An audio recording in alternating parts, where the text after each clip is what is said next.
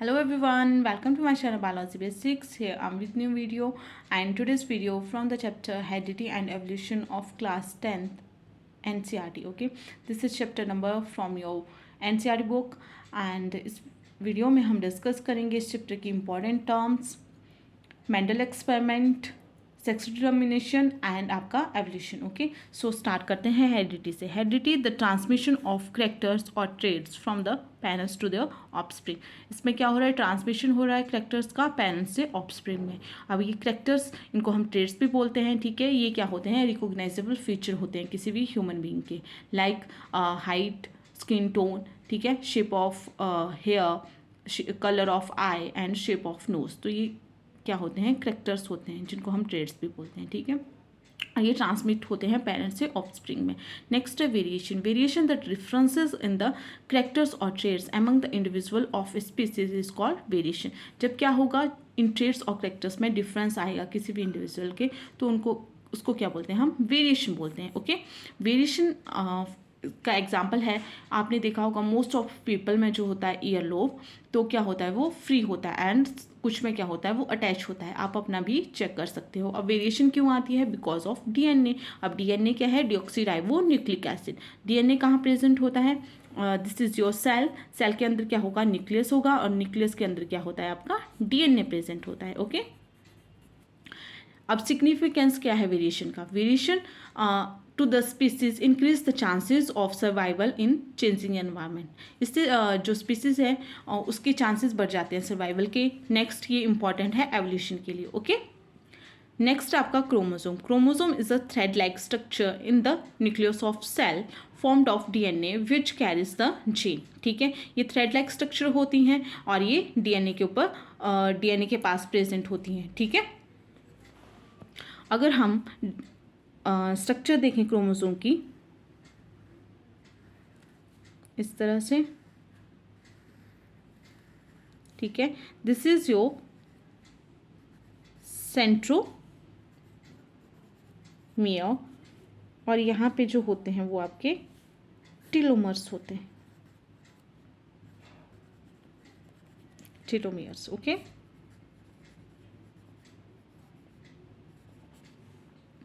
और क्रोमोसोम के ऊपर क्या होते हैं, आपके जीन्स प्रेजेंट होते हैं, लाइक दिस. तो ये क्या होते हैं, आपके जीन्स होते हैं, जीन्स.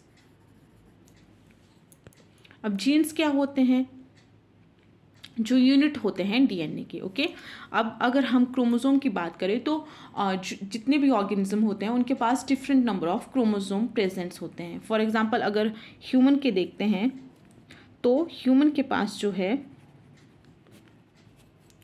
23 पेयर्स ऑफ क्रोमोसोम्स होते हैं. कितने, 23 पेयर्स होते हैं क्रोमोसोम के. 23 पेयर्स होते हैं क्रोमोसोम की. नेक्स्ट है आपका जीन.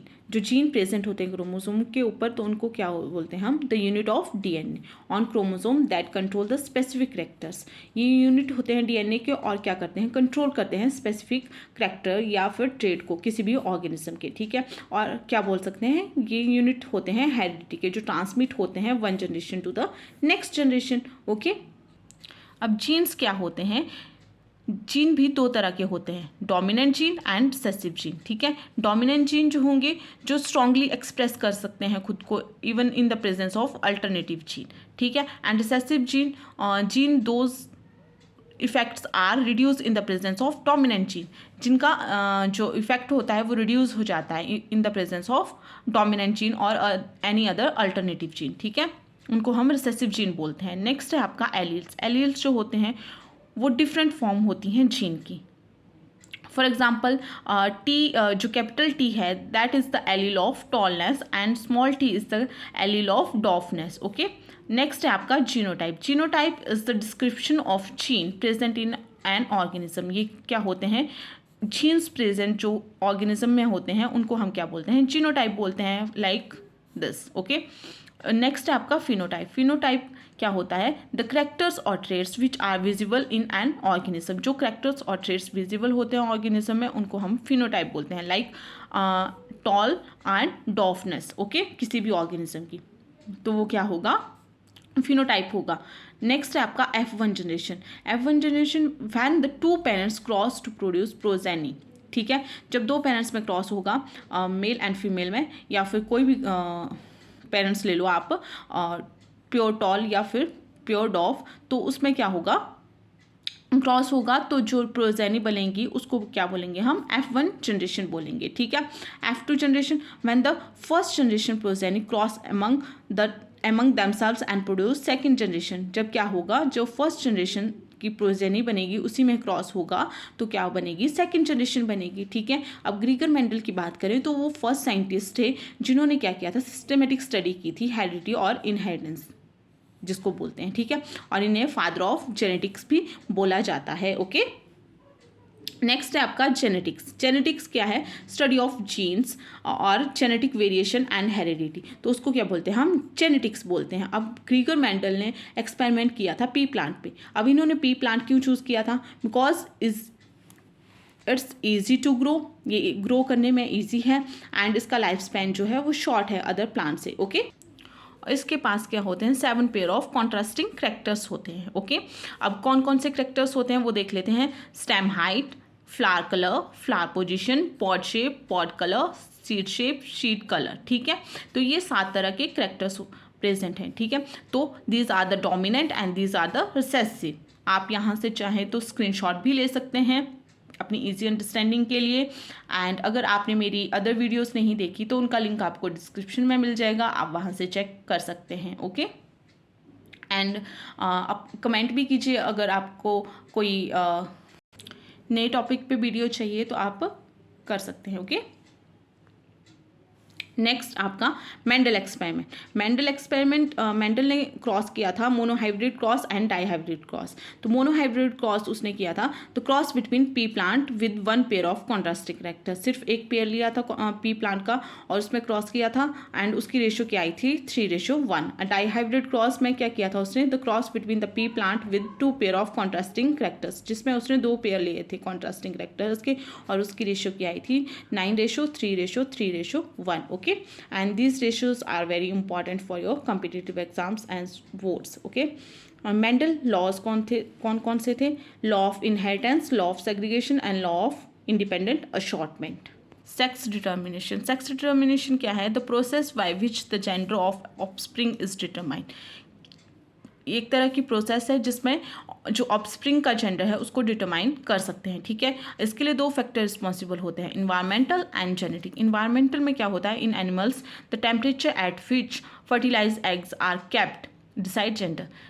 जो फर्टिलाइज एग हैं वो कौन से टेम्परेचर में हैं तो वो डिसाइड करते हैं जेंडर को। ठीक है, जेनेटिक में क्या होता है, the human gender of an individual is determined by the pair of chromosome. जो ह्यूमन का जेंडर होता है वो पेयर ऑफ क्रोमोसोम से डिटरमाइन कर सकते हैं, जिनको हम क्या बोलते हैं, सेक्स क्रोमोसोम बोलते हैं, जो किसी भी पर्सन के जेंडर को डिटरमाइन करने के लिए हेल्पफुल होते हैं। ठीक है, फॉर एग्जांपल अगर हम ह्यूमन की बात करें तो उसके पास 23 पेयर ऑफ क्रोमोसोम हैं। ठीक है, 22 पेयर जो होंगे वो ऑटोसोम हैं, एंड 1 पेयर जिसको हम क्या बोल सकते हैं, और 23rd पेयर बोल सकते हैं, जिसको हम क्या बोलते हैं, सेक्स क्रोमोसोम बोलते हैं और एलोसोम भी बोलते हैं। ठीक है, अब सेक्स क्रोमोसोम जो है वो 2 तरह के होते हैं, एक्स एंड वाई। मेल में होगा x and x, and female में होगा एक्स एक्स। ओके, अगर हम एग्जाम्पल की हेल्प से समझें तो this is your female chromosome and this is your male chromosome. ठीक है, ये फीमेल के क्रोमोसोम है और ये मेल के, फीमेल के पास एक्स एक्स एंड मेल के पास एक्स वाई। ठीक है, जब इनमें क्रॉस होगा, सपोज फीमेल से एक्स क्रोमोसोम आ रहा है और मेल से भी एक्स क्रोमोसोम आ रहा है, तो क्या होगा, बेबी गर्ल होगी। ठीक है, एंड अगर दूसरा एग्जांपल देखें तो क्या है, this is your female chromosome and this is your male chromosome. तो फीमेल से क्या आ रहा है, एक्स आ रहा है। ठीक है, एक्स क्रोमोसोम आ रहा है, और मेल जो है उससे आ रहा है आपका वाई क्रोमोसोम। ठीक है, तो क्या होगा, बेबी बॉय होगा। तो इट मीन्स जो मेल है वही रिस्पॉन्सिबल है जो न्यू बॉर्न बेबी है उसके सेक्स के लिए जो बेबी बॉर्न होगा, ठीक है, उसके जेंडर के लिए। जो हाफ ऑफ स्पर्म के पास क्या होता है, एक्स क्रोमोसोम होता है, एंड हाफ ऑफ स्पर्म के पास क्या होता है, वाई क्रोमोसोम होता है। हाफ एक्स होगा एंड हाफ ही वाई क्रोमोसोम होगा। इट मीन्स जो 50% चांसेस किसके होंगे, गर्ल के होंगे, एंड 50% चांसेस बॉय के होंगे। Okay, and thus the father responsible for the sex of baby और the gender of baby which is born, ठीक है। नेक्स्ट है inherited traits, the traits which are transfer by the parents to the offspring. जो traits transfer हो रहे हैं parents से offspring में, उनको क्या बोलते हैं हम, इनहेरिटेड ट्रेट्स बोलते हैं। Acquired traits, the traits that is not inherited but develops in response to the environment. जो इनहेरिट नहीं होंगे, ट्रांसफर नहीं होंगे, बट एनवायरनमेंट के रिस्पॉन्स में वो खुद ही डेवलप हो जाते हैं। Okay, and sex determination topic जो है वो आपके बोर्ड एग्ज़ाम के लिए बहुत इंपॉर्टेंट है, एंड आपके जो कम्पिटिटिव एग्ज़ाम है वहाँ से भी इनमें क्वेश्चन आता है। आपसे पूछ सकते हैं कि ऑटोजोम्स कौन से हैं एंड एलोसोम्स कौन से हैं। सो आप यहाँ से पढ़ सकते हैं। ओके, आप यहाँ से नोट्स भी बना सकते हैं वीडियो देख के, एंड अगर आपने मेरी अदर वीडियोस देखनी है तो उनका लिंक आपको डिस्क्रिप्शन में मिल जाएगा, आप वहाँ से चेक कर सकते हैं। ओके, एंड चैनल को लाइक कीजिए, शेयर कीजिए एंड सब्सक्राइब कीजिए। ओके, नेक्स्ट है आपका evolution. Evolution is the sequence of gradual changes which take place in the primitive organism over million of year in which new species are produce, ठीक है। ये एक तरह का सीक्वेंस है जिसमें क्या आते हैं, ग्रेजुअल चेंजेस आते हैं जो प्रिमिटिव ऑर्गेनिज्म है, ठीक है, over million of years and new species produce होती हैं, ठीक है। अगर हम ह्यूमन की बात करें तो हम पहले ऐसे नहीं थे, ठीक है। तो हमारे जो एंसेस्टर थे, जो प्रिमिटिव ऑर्गेनिज्म थे, वो उनमें एवोल्यूशन हुई, धीरे धीरे चेंजेस आते गए और आज हम ऐसे दिखते हैं, ठीक है। फॉर एग्जांपल ह्यूमन का जो साइंटिफिक नेम है वो है होमो सैपियंस, ठीक है। और जो हमारे एंसेस्टर थे मेनली उनको एप्स माना जाता है और मंकी, ठीक है। जो सोर्सेज हैं which provide evidences of evolution वो कौन कौन से हैं आपके, homologous organ, analogous organ and fossils. Okay, तो अब हम देखेंगे कि होमोलोगस ऑर्गन क्या होते हैं, जिनमें क्या होता है, जो स्ट्रक्चर होती है वो सेम होती है बट उनका फंक्शन क्या होता है वो डिफरेंट होता है। For example, 4 limbs of human, 4 limbs of lizard and bats, 4 limbs of frogs and birds. क्या है, इनका स्ट्रक्चर तो सेम है, इनका जो ऑरिजिन है वो सेम है, लेकिन इनका फंक्शन अलग अलग है, ठीक है। एंड एनालॉगस ऑर्गन जो होंगे, जिनमें क्या होगा, फंक्शन तो सेम होगा बट उनका स्ट्रक्चर जो है वो डिफरेंट है। For example, wings of insect and wings of bird, ठीक है। विंग्स का काम क्या है, इन दोनों में फ्लाई करना, बट इनका जो स्ट्रक्चर है वो डिफरेंट हो सकता है, ठीक है। फॉसिल्स, फॉसिल्स क्या होते हैं, जो रिमेन्स होते हैं डेड एनिमल्स एंड प्लांट्स के, ठीक है, उनको हम क्या बोलते हैं, फॉसिल्स बोलते हैं, ठीक है। And for example archaeopteryx, archaeopteryx connective link है आपके रेप्टाइल्स एंड बर्ड्स में। So this is very important for your boards as well as your competitive exams, ठीक है। तो यहाँ से आपको क्वेश्चन ज़रूर आता है। ओके, तो आप इस टॉपिक को ध्यान से सुनिए। नेक्स्ट है आपका theory of evolution. Theory of evolution किसने दी थी, चार्ल्स डार्विन ने दी थी, और इसको और क्या बोलते हैं, थ्योरी ऑफ नेचुरल सिलेक्शन भी बोलते हैं, और उनकी बुक का नाम क्या था, the origin of species. Okay, next है आपका speciation. Speciation is the process by which new species develop from the existing species. इसमें क्या होगा, न्यू स्पीसीज बनेंगी जो एग्जिस्टिंग स्पीसीज हैं उन्हीं से, ठीक है। अब स्पीसीज क्या होती हैं, the population of organism which are interbreed and produce new fertile offspring. क्या होती है, पॉपुलेशन होती है ऑर्गेनिज्म की जो इंटरब्रीड करती है और न्यू फर्टाइल ऑफस्प्रिंग बनाती है, ठीक है। एंड स्टूडेंट्स, अगर आपको लगता है वीडियो आपके लिए हेल्पफुल रही तो वीडियो को शेयर कीजिए अपने दोस्तों के साथ, एंड लाइक कीजिए, चैनल को सब्सक्राइब कीजिए। Okay, and bye bye, thank you, bye.